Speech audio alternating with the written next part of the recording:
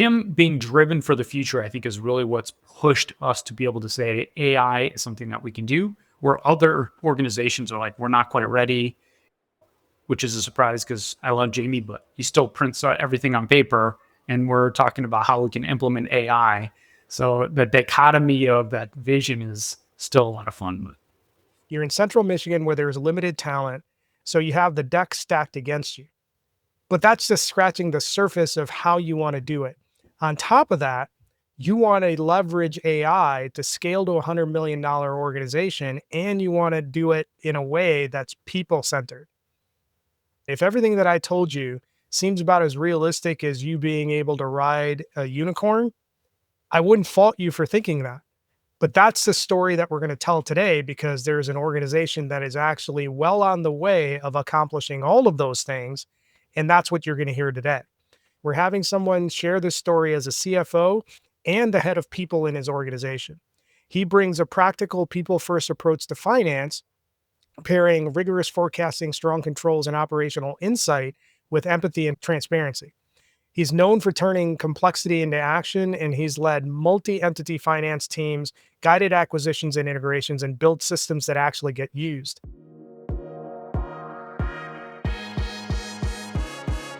Andrew, welcome to the show. Hey, thanks for having me.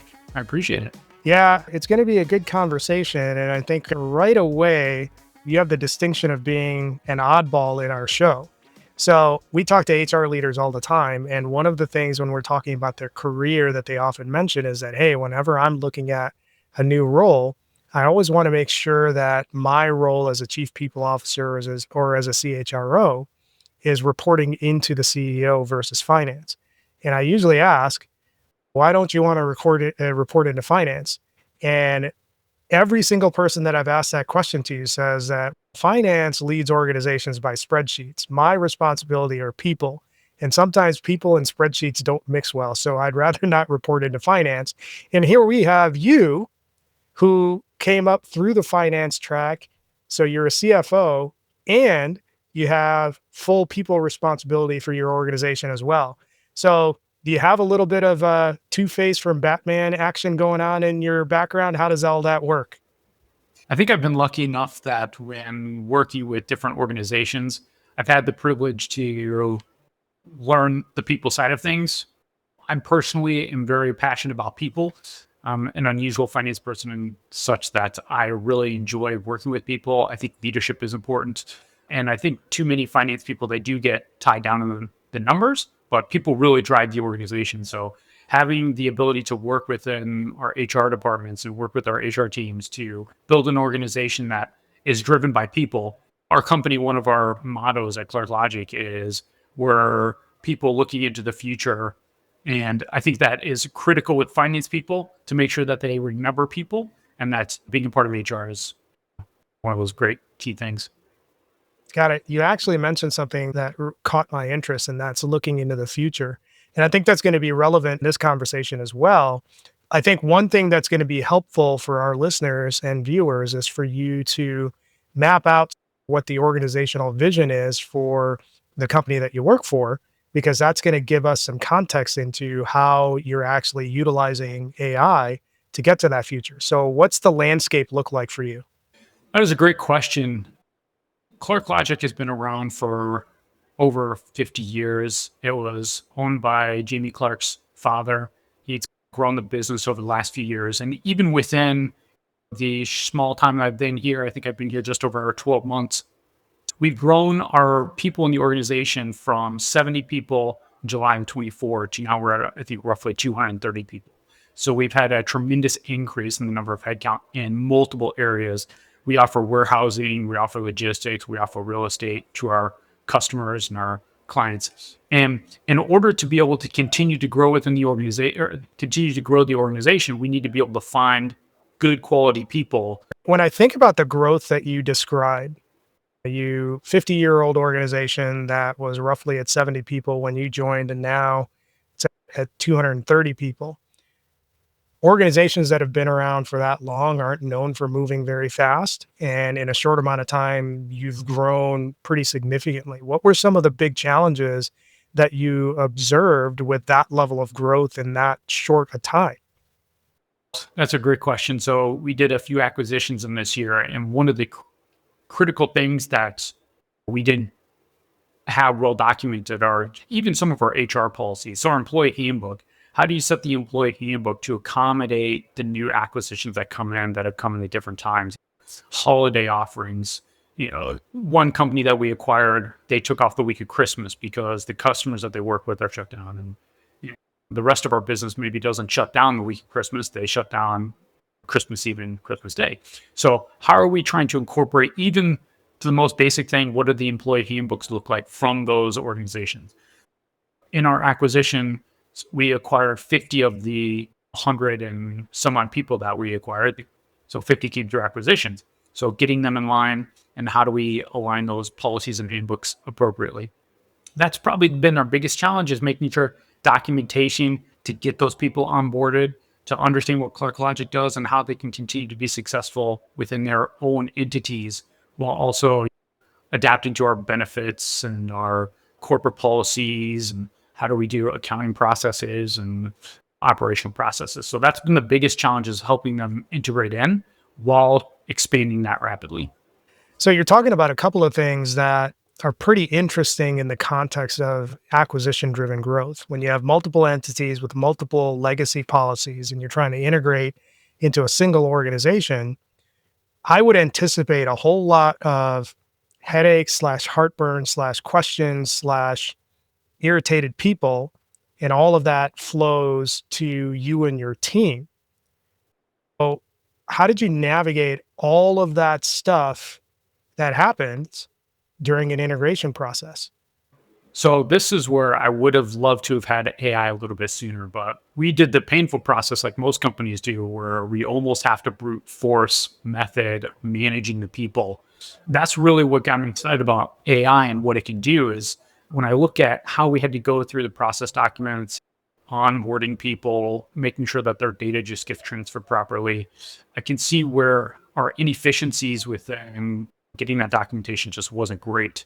And we recently looked at how can we do better next time. So what's the next integration look like in the acquisition? How do we get those people in? And that's where I look at AI and say, okay, let's start building the processes now, such that when we get there, we're ready to use the AI tools to get that streamlined. Because the last year has been too much of, okay, let's print out paperwork. Let's make sure people are filling out job applications on paper. And then we have to key into our HRIS system and look at it and say, that is not a way that we should be doing business moving forward. And so we started the process of, let's build the AI tools that will get us in that path. This last year has been a lot of brute force and trying to get us to the next stage. Got it. So when you think about what that next stage looks like, that has to be informed by some sort of AI philosophy that exists either at your desk or at the organization. So tell us a little bit more about what's the philosophy, either organizational or personal, when it comes to AI strategy and how AI should be utilized within the organization. So the first thing that we look at in terms of looking into the future is, when I look at my team, I say, I'm worried that they're overworked. So I look at them and make sure that they have well-balanced lives, that they're able to get out of here on time. And I say, what are the things that we can put in place to actually help them be more effective, especially when we're rapidly increasing people? My team worked a lot of overtime to try and get those integrations done. And taking a look at that, I said, how can we make their processes better such that they're not having to constantly work overtime in order to get these integrations done? I started looking online, listening to podcasts like yours to understand, okay, what tools are out there that can take us to the next level? And that's where I started to see how AI could really benefit us, could really help us into the future. If we get those processes set up in place now, we don't need to work harder all the time. You can always work a little bit smarter. Doing research, listening to podcasts, looking at TikToks, seeing what other people have started to do, and really saying, okay, how can I apply that to my team?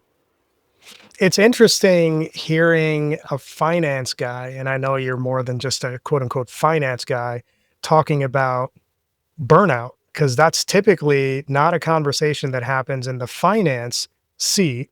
Although when I talk to executive leaders in HR, my conversations with them is that, hey, if you want your people initiatives to get traction, you need to be able to quantify the costs of burnout and turnover to finance. So when you're thinking about burnout as one of the things, or I don't want to pay a bunch of overtime or don't want to burn out our people, how did you quantify? Obviously, overtime is easy to quantify, but the burnout factor, what was your process to quantify that as a business case for building more AI into the ecosystem? So for me, it was really looking at with a lean team. We had 3 HR people in our organization. Obviously, going from 70 to 250, 230 headcount, we have to look at was 2 people enough in terms of headcount with them working overtime. My team and I were working on Saturdays to get the acquisition done. And my fear was if I lose one of those people during this period, I'm losing 30% of the knowledge to run the business within HR. And then we are set back even further behind. So I said, the cost to lose that is basically 1 year of getting somebody onboarded. My philosophy in general is when people start a new role at an HR level or a finance level, their bare minimum that they have to be in that seat is 6 months before they really start to get an understanding of the business and then are able to drive improvements. And that's just starting at 6 months. So if you're losing somebody that's been here for 3 years, you know, that lead time can take up to a year. And that's just experience working in multiple organizations where you lose people, you got to replace them. You really can't get your reports done anywhere for the first 6 months because you're still training on where the documents are, where the files are. So that turnover process I've noticed is at least 6 months for us to be able to really generate any value out of a new employee. So you take the 6 months and you say, what's the salary loss there? Just a retraining. And that's really where we started to do the evaluation that says, look, a 6 month employee could be $50,000 if they're really talented, down to even just $20,000 for task oriented people. And so that was the first step. I said, look, I can't afford $50,000 when we're doing all these integrations. So we really need to maintain my talent here. And let's start looking at how we can make that better. Yeah, that's a really good breakdown. And I would argue in typical finance fashion, it's a little bit more conservative than what the data actually shows. My doctoral research is on retention and turnover. And when you look at turnover within an organization, that can be, when you consider all in costs, that can be up to 200 times what that annual salary of the person that you lost can be. But to your point about how long it actually takes somebody to get up to speed, there's another interesting component of that as well. Generally speaking, you can look at that first year of a person within your organization as just a learning year, and they don't get proficient until 18 to 24 months in the role. And if you're constantly churning people out at 6 to 12 months, which is a high inflection point for when people voluntarily leave the organization, you're burning cash. So I like how you drilled into those numbers. I haven't seen other finance folks do that. So when one of the other things that I'm curious about is, you know, you're a Central Michigan-ish organization. And when I think about adopting an AI strategy, the immediate thing that comes to mind is this is Central Michigan. How does an AI strategy in Central Michigan make sense? Because you're going to have a gap of knowledge to even bring or advance AI into the organization. So how does the talent landscape of where you're located as a business shape your AI strategy and your AI game plan? Ooh, that's a really good question.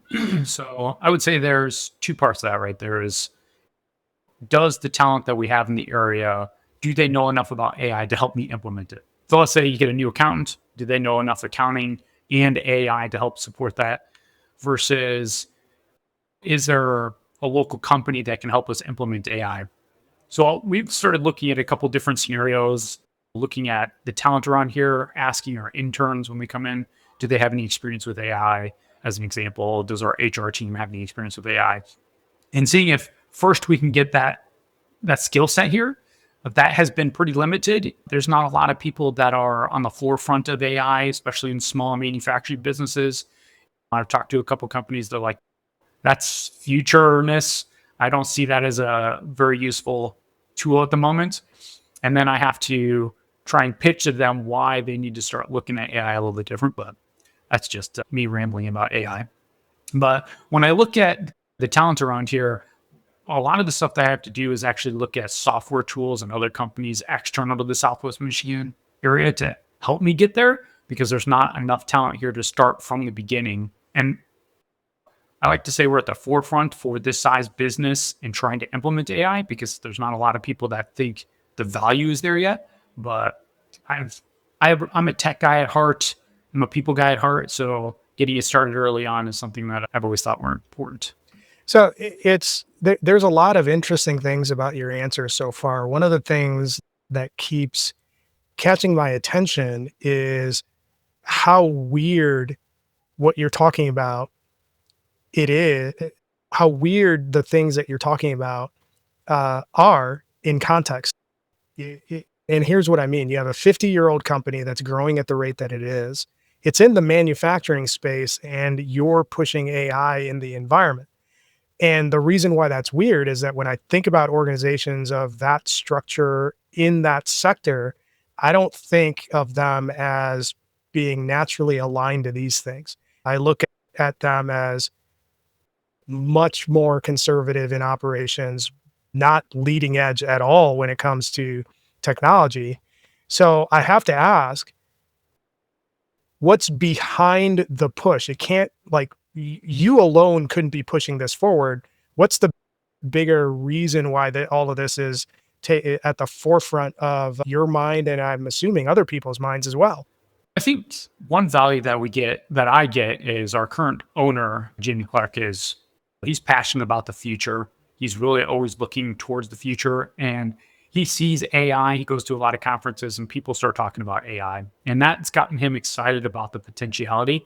And then he comes back to me and says, where can we apply that within our business to help us grow? And that's where I then get excited about. I have a leader that is passionate about the future and about making improvements and can see where potential AI is there, but he's not the one to say, okay, this is where we're going to implement it first. He then comes to me and says, what are the systems and tools we should start to implement AI? And for me, being highly technical, finance person, a people person, that's where I get the ability to look at all of these different entities and start to apply these rules and tools to different systems. So him being driven for the future, I think, is really what's pushed us to be able to say AI is something that we can do, where other organizations are like, we're not quite ready, which is a surprise because I love Jamie, but he still prints everything on paper. And we're talking about how we can implement AI. So the dichotomy of that vision is still a lot of fun. Oh, that makes it even more interesting. So you have a leader that's passionate about growth and passionate about innovation, but still prints everything out in email. And there's a joke there, and I'm sure that many other people are thinking about the same joke, is that it's like dealing with your parents who always call you when they want to convert a document, a Word doc into a PDF, or how to attach something to the email. I'm sure that's not really what you're dealing with, but it immediately made me think of that. When we're on the topic of vision, you mentioned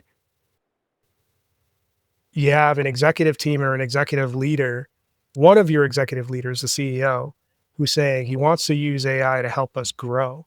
What does that even mean? Growth can mean a lot of different things. So how has growth been defined from his lens? And then, yeah, that's the question. I'll have a follow-up after that. Oh, no. One of the things that's when we sit down and set the strategic plan for the business, say, where do we want to be in 3 to 5 years? And we say, okay, let's set the targets high. We want to be $100 million business as an example and say, okay, how do we get there from where we are today? And what does that look like in terms of the support to generate a $100 million business? We say, what are the things that we need to improve on in order to deliver that kind of vision, which is the long-term stretch? And we say, okay, at that size business, you're going to need 400 people with the way our structure is. If we were to do everything right now with the paper and the processes, we'd have to double the number of people that we have here. That's going to be more HR people. It's going to be more paperwork. And I look at that and say, there's a better way for us to grow more effectively. And instead of just adding people to solve problems, if we can start to use the technology of AI, we can then continue to improve on the processes while not always adding people. And that's really where we look at it and say, okay, if we want to be that long-term $100 million business, $200 million business, and starting with where we are at 230 people, let's not add another HR person. Let's look at how we can implement AI to bridge that gap between where we are with our 3 people to on a $100 million business. Maybe you need 6 HR people. So what can we do to avoid hiring 6 people with the technology that is available to us? Not saying that we want to avoid hiring people, but it's how do we leverage our growth and not be restricted by the people that are around us? Because I recently hired a HR manager. It took me almost 6 months to find somebody to fill the role.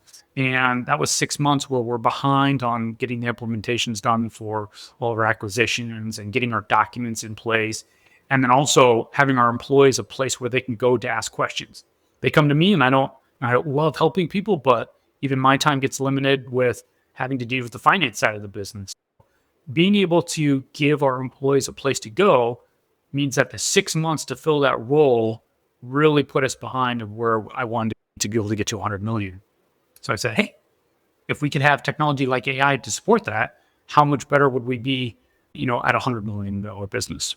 This has been a fantastic conversation so far. If you haven't already done so, make sure to join our community. We're building a network of the most forward-thinking HR and people operations professionals who are defining the future. I will personally be sharing news and ideas around how we can all thrive in the age of AI. You can find it at gocleary.com/Cleary-community. Now back to the show. So it's interesting how you're describing that, and I'm connecting the dots, but then I go back to the sector that you're in, which is manufacturing. Like you said, how can we get to this without just throwing more bodies to that number? And the reality is within the manufacturing space, you're going to have a certain percentage of people that are salaried employees, generally white collar. You can probably apply AI to that, but then a lot of your hourly employees across multiple functions, you can't get around the labor portion of the equation there. So it's interesting that you're talking about areas of opportunity that AI can be applied to. So what are some of the use cases that you're thinking of where you're saying, hey, there's an AI solve for this potentially? What are some of those examples that you're already kicking around and maybe even moving into implementation phase? So there's a couple areas that I think are very exciting. So as part of our business, we do driving for customers we deliver. That area right now, we're not anywhere close to be able to do AI in driving areas. But when it comes to our warehouse operations and our industrial service for our customers, one of the things that we have to look at for our customers is inventory tracking and where pallets are. So if we could utilize AI cameras, which we started talking about, in the buildings where it can actually look at where we place product, then we're not having to do constant cycle counts or constant inventory checks because we can use the camera system to do that for us. So as we continue to grow our warehouses, we're not having to fill them with people constantly checking inventory during cycle counts. And as any of your listeners know that have to deal with a year-end inventory cycle count, you basically have to shut down a facility for some period of time where you're off counting the inventory just to make sure it's in the right location. And we started working with camera systems to say, okay, can it track where we drop this pallet? Or can we track how much weight is there based on a whole bunch of different conditions? So we started implementing cameras at different locations for that. That will help us so that way we're not having to add more people just to manage the inventory. So we hire one person to move it, okay, but we don't have to hire a second person to also count it. So that will help us in that growth prospect there. And then the other piece is when we talk about the support services to all of the hourly workers, we typically call them a salary, but sometimes they're hourly workers. For instance, our dispatch team is an hourly function where drivers will call in and say, where am I supposed to go pick up this product? Or where am I supposed to drop it off? Those are usually the non-exempt type roles in an organization that you can say, hey, if we're now 300 drivers, do I need to add more dispatchers? And those functions can be supported with an AI tool to help them get through the data and get through the information. So Well, it's not always 100% our hourly workforce, but there could be salary or there could be office non-exempt employees that are hourly that you can start to benefit. The other area that we're looking at doing, or that we've already started, is our drivers and our safety policy. Safety is incredibly important to our organization, and it's incredibly important to the HR. And so if our drivers, all of our vehicles have a 3D or have an AI camera in them that take video of our drivers as they're going along, and it will give them alerts when there's an issue with maybe they're looking off, not straight ahead long enough. Maybe they get a notification from a family member, they look down at their phone. The camera itself will alert them that there's a problem. Then what we're going to do is we're actually going to take a 3-minute video of our safety director, and he's going to upload it to the website. It's going to convert that image into a training for our employees. So if they do get an alert, they'll get an email from the 3D or 3AS generated safety director, and they'll have to watch that to make sure that they're getting coached on these are the things that we saw when you're driving to make sure that you're safe. You broke hard, so that way you almost hit a car as an example. And then the AI generated safety director will say, hey, look, here's the incident. It would pull up a video for the employee to see, and he would talk them through that situation. We have one safety director that is doing that for our 70 drivers. If we go to a $100 million business, we're now at 300 drivers. You would have to hire 2 safety people to be able to do that training. Now with the AI tools that we have, we only need one. You just do the 3-minute video. It then records his face and his tone of voice and his language, and then helps us project that to our employees when there's an incident or a situation. We're not having to hire that next level person for that. Yeah, those are really good use cases. I want to tie that to something else that you mentioned, which is to get to 100 million people or $100 million organization, you're probably going to need to double in size from an employee perspective.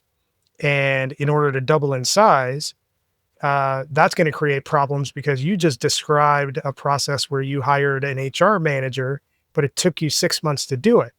So when you look at one set of AI applications and then you compare it to the hiring function and the lag that it will take to go ahead and just get the bodies in the door, how are you approaching that specific challenge from a hiring perspective? Because that's a significant gap too. It is. And this is where I have the finance hat and I have the HR hat. And I look at the lead time to get an employee in the door on the HR side. And then I look as what's it going to cost us to fill that role in the future and doing the business case for it. And when I look at kind of the use case for that, I always start on the finance side just because that's my bread and butter. It's where I'm passionate about. I guess second most is how do we save the organization money? How do we grow the business to 100 million? I start with a financial justification of, hey, I'm going to need to double the organization. How can I save money by not having to double the people? So I look at that first. And then I couple that with, historically, it's taken us 6 months to fill this role. We can't do that as an HR team. We can't support our business properly. Here's the cost of not having the HR person. We're behind on benefits enrollments, right? Our employees are no longer satisfied. We did an employee engagement survey that we implemented within our new HRIS system. And how do we maintain the engagement of our employees if we don't have a strong HR function and if we don't have a strong safety function? And I look at it with both lenses to say, okay, financially, how do we avoid it? And then how do we make sure that our people stay here long-term to avoid the 2x cost or 250% increase in cost for turnover in using people? So that's everything that you're describing is a giant elephant. And it's actually multiple elephants. So you have the dispatch solve that you talked about. You have the safety solve that you talked about. And then you have the hiring associated with the need for growth. So when you look at all three of those things, how are you prioritizing what you're going to start with first? Because you're not a huge organization. You don't have a ton of people with this expertise in-house.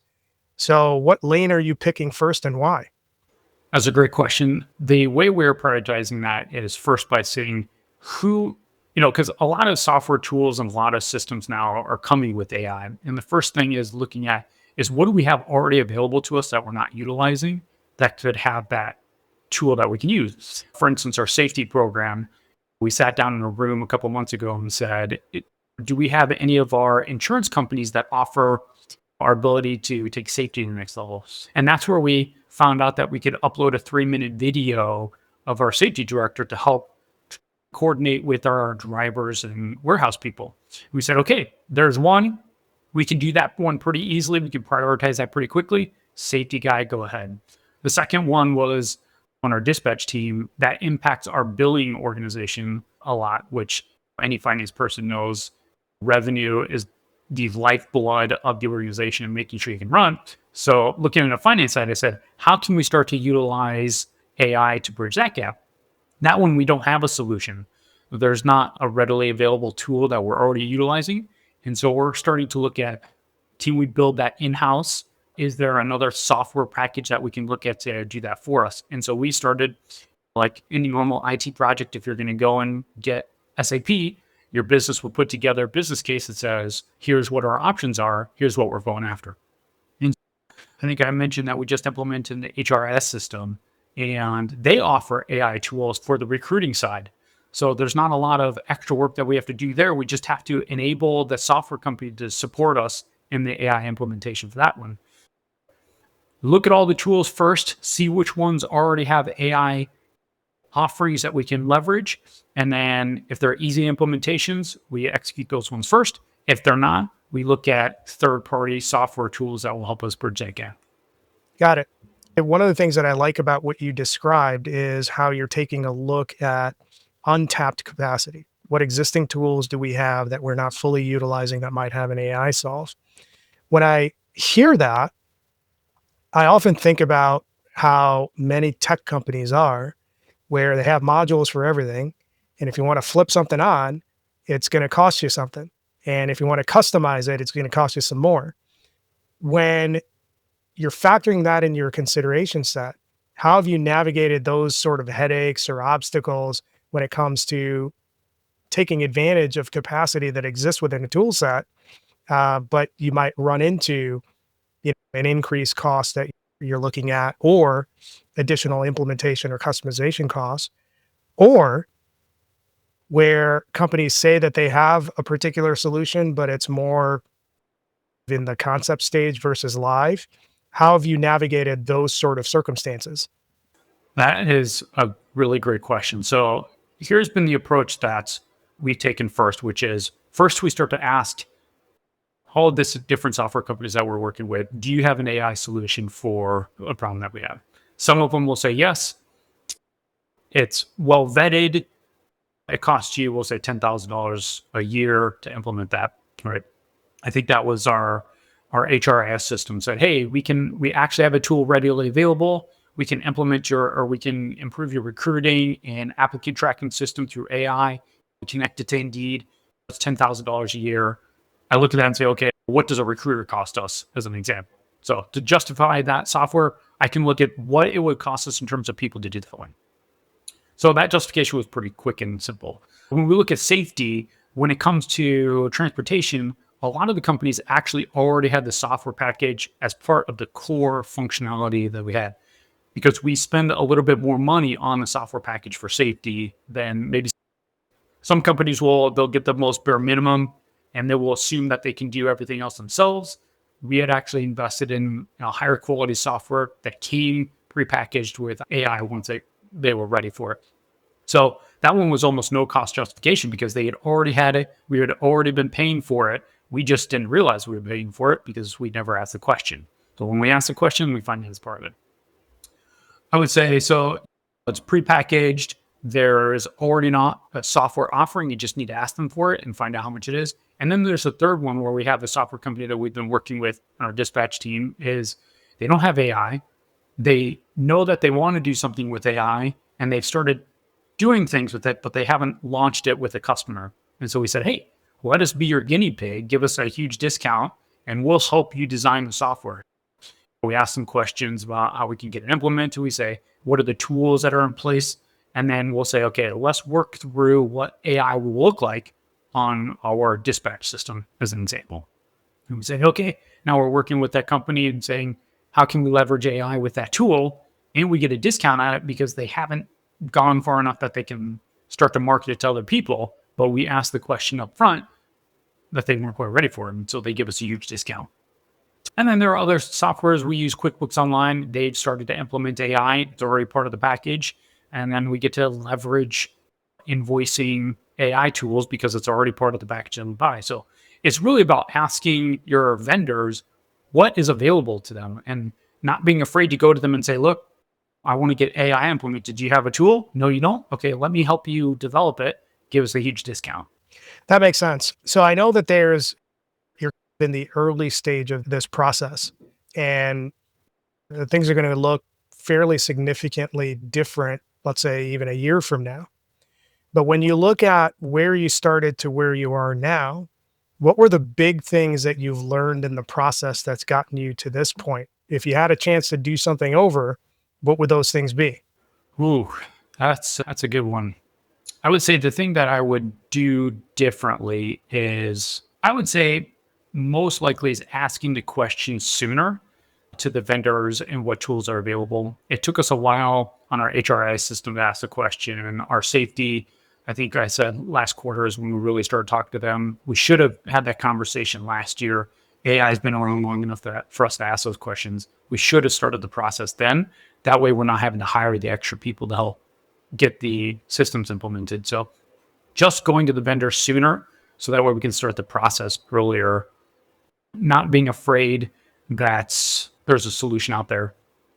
The other thing that some of the HR people I think will run into a problem is the adoption and having your employees want to ask the question, because the first thing people think of, I think, when they're talking to AI, and even on my billing team, they're like, okay, what's this mean for my job? Making sure that the employees are part of the future with AI and not going to get replaced by AI. Because everything that I tell my people in my organization is I need to get to 100 million in sales. That's my target. I'm going to need at minimum at least 50% more people in order to support that.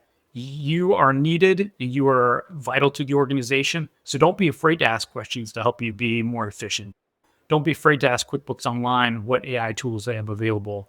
Safety guy, don't be afraid to ask them about video cameras and all that stuff, because we need you here to help us deliver this and to continue to grow. Great stuff. If people want to continue the conversation, what's the best way for them to get in touch with you? Best place to get in touch with me is on LinkedIn. Definitely, you can message me there. You can connect with me. I like to post a lot of stuff on LinkedIn about AI and how to leverage people and the finance pieces. So that's usually the best place to get hold of me. Awesome stuff. So we'll make sure to include that in the show notes. Appreciate you hanging out with us. And I'm going to be interested to see how this scaling journey goes. And what stood out to me about this particular story is that this is a story about the process of scaling to a $100 million organization with AI. Now, normally when people hear that, they automatically think part of that equation means that you're going to whack a bunch of people that already exist in the organization. And that's what makes this conversation interesting, is because it's a people-centered scaling journey that includes AI as an accelerator, as a value add versus just purely a cost control tool. And what I find even more interesting about how this is shaping up is that when you look at any sort of major initiative, it starts with executive suite attitude and alignment first. You have a CEO who's committed to a growth vision, and that vision has moved into execution at your layer and underneath. And that actually provides a lot of momentum in how this should be done. And what else is interesting about it is that one of the first things that you mentioned in the conversation was you had a line of sight on what are the things that are burning my people out. And that's really interesting on a number of fronts, especially coming from a finance person, that they would be looking at quantifying burnout and the costs of the turnover that's from there. So again, you have a people-centered scaling story that has AI embedded in it that's looking to solve that. And that's all tied with a revenue justification as well. So when people make the argument that AI can't be implemented implemented, and you can't do it without taking the people out of the equation. I would hold this up as an example of how you can be people centered and have AI as a way to enhance your people experience as you look to grow. So I think though all of those things are really important considerations on how it's an and question or an and initiative versus an or initiative. And I think that's an important conversation for everybody to pay attention to. So I appreciate you sharing that with us. And that's what I took away from it. For those of you who've been listening to the conversation, thanks for tuning in. If you like the conversation, make sure you leave us a 5-star review on your favorite podcast player, and subscribe to the show, and tune in next time where we will have another leader sharing with us how they're using AI to future-proof HR. Hey, it's Thomas again. One quick question before you go. Are you and your HR team tired of answering the same employee questions again and again in Slack? If yes, our Cleary AI-powered Slack bot is here to help. It takes routine employee requests and answers it automatically while freeing up time for you to take on more important tasks. At the same time, it automatically builds up an HR knowledge base as you go. It's quick to set up, works right in Slack, and you can try it for free. Just head on over to gocleary.com/HR-chatbot to install it. It's again, gocleary.com/HR-chatbot. Thanks again.